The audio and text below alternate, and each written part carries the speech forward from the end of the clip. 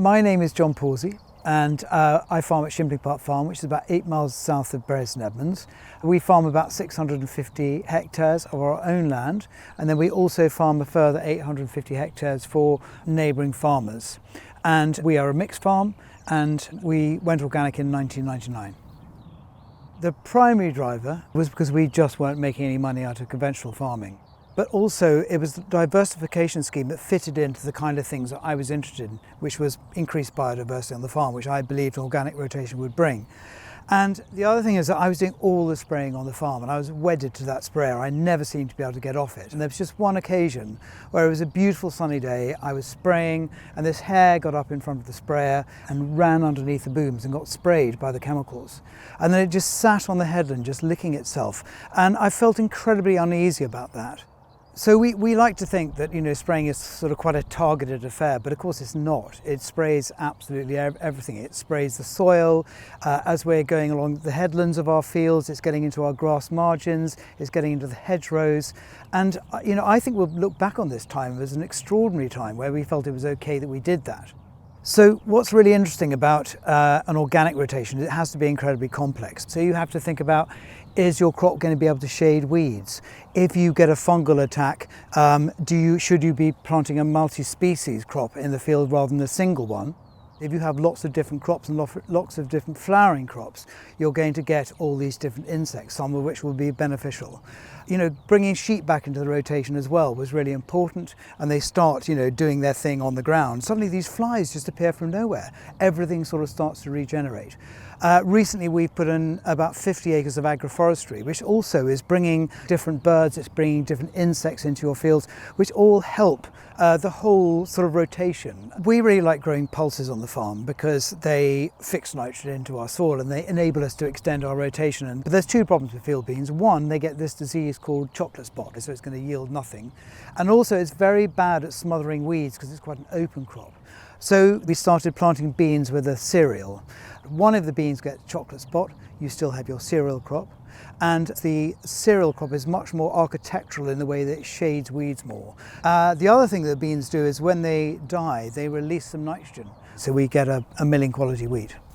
But of course there's lots of things that we can do to suppress weeds. You can pick times to sow your crop when you've dealt with most of the weeds. Also, if you've got a crop that is not very good at shading weeds out, you can just put your seed rates up. And then if your seed rate's a bit too high and the crop's a bit too lush, you can just go through with a harrow and take one or two of those plants out. There's lots of things you can do other than resort to chemicals.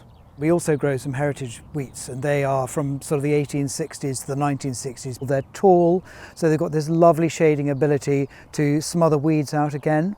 But also they seem to have better disease resistance. When you're putting something like a legume into a cereal crop, you've got this sort of, this effectively a grass with no flowers on it for pollinators, and then you suddenly got this bean in there flowering.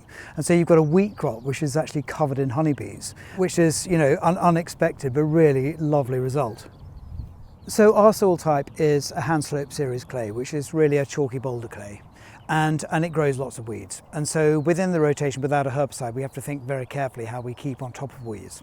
So if you think about it, first of all, we have a 2-year lay, and those weeds are grazed by sheep or they're mown by us, but generally they're grazed by sheep. Then in the first cereal crop we have after the 2-year lay, we grow a nice tall crop that then continues to shade out weeds if any have got through. So something like spelt or heritage wheat or winter oats. And then after a winter crop, to try and sort of break up weed cycles, we then always grow a spring crop. So that can be spring barley or spring wheat or even spring oats.